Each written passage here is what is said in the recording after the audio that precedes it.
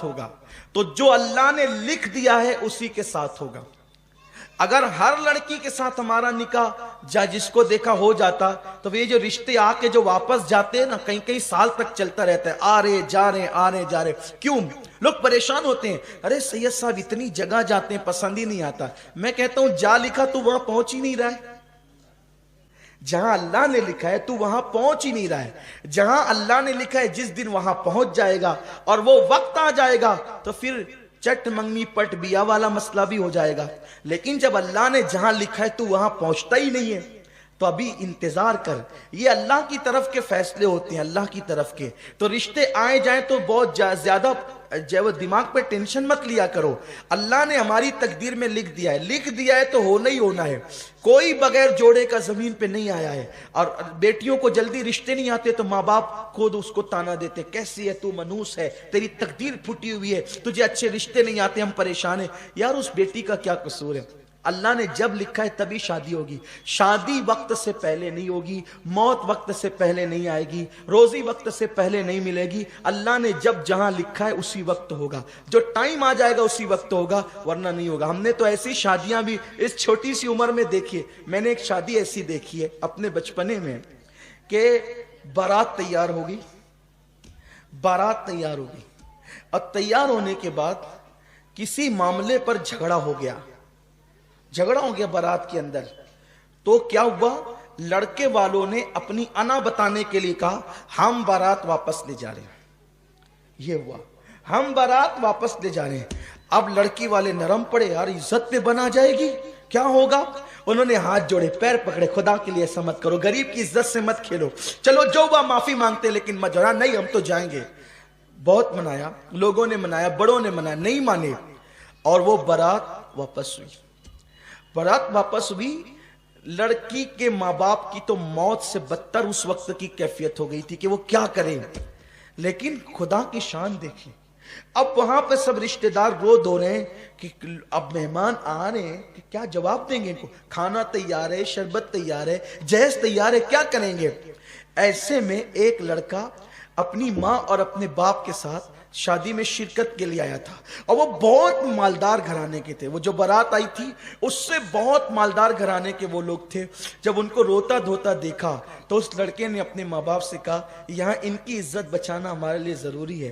क्या ऐसा नहीं हो सकता कि जो सेहरा उस लड़के ने पहना था वही सेहरा मैं पहन लूं? माँ बाप ने कहा कि ये तो बहुत अच्छी बात होगी, चलो अच्छा करते हैं। और 10 से 15 मिनट के दरमियान ये फैसला हो गया। और उसके बाद बारात का जो टाइम था ना जाने का, चूंकि उधर बारात तैयार हो रही थी, बारात का जो टाइम था उस टाइम तक, मेहमानों के आने तक ये दूल्हा सच संवर करके वहां बैठ गया था, आया था शादी में शिरकत के लिए, बन गया दूल्हा। अब लोग हैरान थे ऐसा क्यों हुआ? वो ऐसा इसलिए हुआ कि उसकी किस्मत में नहीं लिखा था, तो ये बहाने से कैंसिल तो होना ही था। ये तो इसकी बीवी बनने वाली थी ना। एक बात मुझे बहुत प्यारी से यहाँ याद आ गई और उसको बयान करके बात खत्म करता हूं। मुझे मरकज जाना है। इमाम आजम के दौर में एक हादसा हो गया। देखो अल्लाह जो तकदीर में लिखता है ना वही बीवी मिलेगी, उसके सिवा नहीं मिल सकती। इसलिए जरा चक्कर में कम रहा करो कि इधर जैसे बिल्ली की नियत छिछड़े में होती है ना, इधर मुंह डाला। हंसने की बात नहीं है, हंसने की बात नहीं, इबरत हासिल करो। इधर मुंह डाला, उधर ताक, उधर झांक, ये सब बंद करो। इस्लाम का कानून नहीं है, इस्लाम इससे मना करता है। किसी के घर में झांकने से इस्लाम मना करता है। ताक झांक बंद करो। गलियों के अंदर साइकिल लेकर के घूमा तो इधर मुंह डाला, उधर देखा, कोई काम नहीं। गाड़ियां लेकर जबरदस्ती फिर रहे हैं, साइकिल लेकर जबरदस्ती फिर रहे हैं। अल्लाह ने जो तकदीर में लिखा है सुनो, अगर शादी से पहले बदकारी करोगे तो फिर पाक बीवी नहीं मिलेगी। कुरान, अल्लाह के रसूल फरमाते कमा तदीन तुदान, तुम जैसा करोगे वैसा होगा। लेकिन अगर कोई बदकारी कर चुका, उलमा से सुना, बयान सुना और सच्ची तौबा कर ले, फिर अल्लाह तौबा करने वालों की तौबा को कबूल करता है और अल्लाह उन्हें पाक दामन बीबियां भी अता फरमाता है। तो तौबा कर लोगे तो फिर महफूज हो जाओगे, तौबा नहीं करोगे पाक दामन रहो। हजरत इमाम हसन पाक कहते हैं ना, इमाम हसन पाक का कौल है, अगर तुम चाहते हो बीवी पाक दामन रहे तो तुम पाक दामन बनो, तुम्हारी बीवियां खुद ही पाक दामन होगी। अगर चाहते हो बेटियां पाक दामन रहे तो तुम पाक दामन बनो, तुम्हारी बेटियां पाक दामन होगी। अगर चाहते हो कि बेटे पाक दामन रहे, तुम पाक दामन बनो, तुम्हारे बेटे पाक दामन होंगे। तुम्हारी नस्लें पाक दामन होगी इंशाअल्लाह अगर तुम पाक दामन रहोगे तो। तो जो तकदीर में लिखा है वही मिलने वाला है, उससे ज्यादा नहीं, उससे कम नहीं।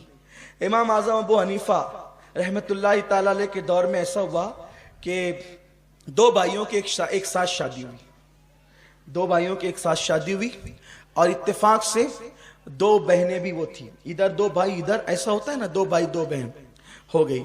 अब वो दोनों बहनें आई इधर से और ये दो भाई, शादी हो गई। तो इत्तेफाक ऐसा हुआ जब हुजरे में पहुंचाने की बात आई तो औरतों की गड़बड़ी की वजह से और दुल्हनें तब्दील हो गई, दुल्हनें तब्दील हो गई। यानी इस भाई का जिससे निकाह हुआ था उसकी बीवी इसके साथ चली गई, और इसका जिससे निकाह हुआ था उसकी बीवी इधर चली गई।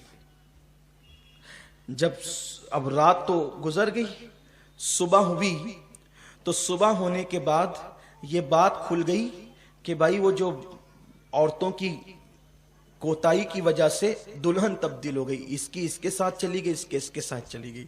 इत्तेफाक से उस वलीमा में इमाम आजम भी मौजूद थे, इमाम सुफियान सौरी मौजूद थे, इमाम आमश मौजूद थे, इमाम हम्माद, यानी बड़े बड़े उस दौर के अकाब, यानी कितने बड़े घर में शादी रही होगी वो कि इमाम आजम जैसे लोग उस वलीमे में शरीक हुए होंगे।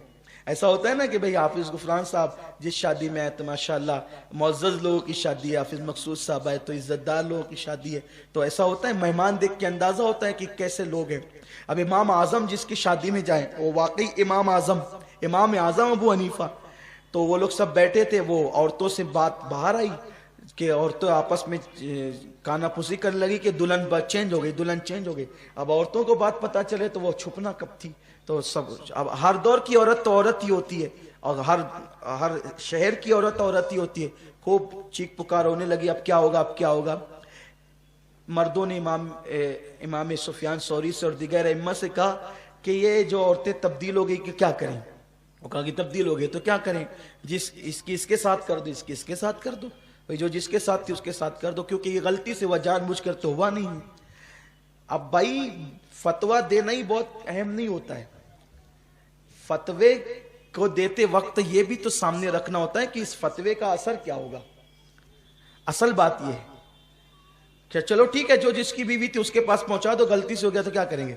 भाई दो बहनें हैं, दो भाई है, एक घर में रहते हैं, अब इसने इसके साथ रात गुजारी, इसने इसके साथ रात गुजारी, अब इसको फिर इसके पास भेजे, इसको इसके पास भेजे, तो ये जिंदगी भर एक दूसरे से नजरें मिला सकेंगे, दोनों भाई एक दूसरे को देख सकेंगे, क्योंकि ये तो इसकी बीवी के साथ गुजार चुका है रात, वो उसकी बीवी के साथ रात गुजार चुका है।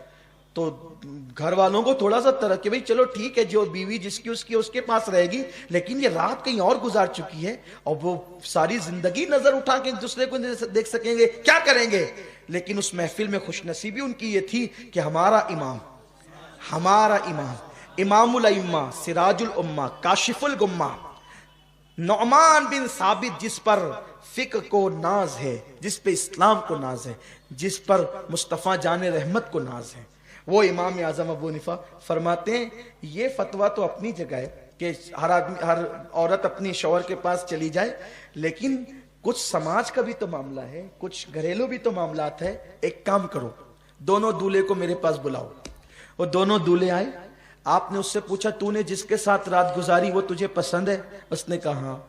दूसरे से कहा तूने जिसके साथ रात गुजारी वो तुझे पसंद है, उसने कहा हाँ। फरमाया अब एक काम करो, तुमको ये पसंद है जिसके साथ तुमने रात गुजारी, तो ये जो तेरी बीवी थी तेरे निकाह में थी, तू उसको तलाक दे दे, और तू इसके साथ निकाह कर ले जिसके साथ तूने रात गुजारी, और तू इसको तलाक दे दे और ये इसके साथ निकाह कर ले जिससे रात गुजारी। क्योंकि निकाह के बाद अगर विदाई और खलवत नहीं हुई है तो तलाक दी जाएगी, तो उसमें इद्दत गुजारना नहीं पड़ेगा। तो इधर उसने उसको तलाक दे दिया, इधर उसने उसको तलाक दे दिया, और जिसने जिसके साथ रात गुजारा वो उसी की बीवी हो गई, इसने इसके साथ रात गुजारा उसी की बीवी हो गई। देखो निकाह होने के बाद भी कुदरत ने जहां लिखा था, जो जिसको मिलनी थी वो उसी को मिली ना, निकाह भी हो गया है। निकाह होने के बाद भी तो कुदरत का लिखा नहीं टलता, ला तब्दील ले कलिमातिल्लाह। तो और लड़कियों को अगर रिश्ते लेट आते हैं वो बहुत बेचैन होती है कि अरे मुझे रिश्ते नहीं आ रहे हैं, फिर वो कभी कभी गलत कदम उठाती है। लड़के भी उनका अच्छा रिश्ता नहीं होता, बहुत फील करते अरे यार जो देख के जाता है फिर ना कह देता है, मेरे अंदर कमी कैसे ये सब बताएं, देख के जाते ना कहते। मेरे भैया तेरे अंदर कोई कमी नहीं है, वो तेरे लिए लिखी नहीं थी जिसके माँ बाप तुझे देखने आए थे। मेरी बेटी तेरे अंदर कोई कमी नहीं है, वो तेरे लिए लिखा हुआ नहीं था जिसके लिए जिसके माँ बाप तुझे देखने आए थे। अरे जिस दिन लिखा हुआ आ जाएगा फिर उस दिन नहीं भी देखेंगे तो भी तेरा निकाह हो जाएगा। तो इसलिए अल्लाह के फैसलों पे राजी रहना चाहिए और अपनी बेटियों का निकाह वहां कीजिए जो लोग नबी पाक के वफादार हों।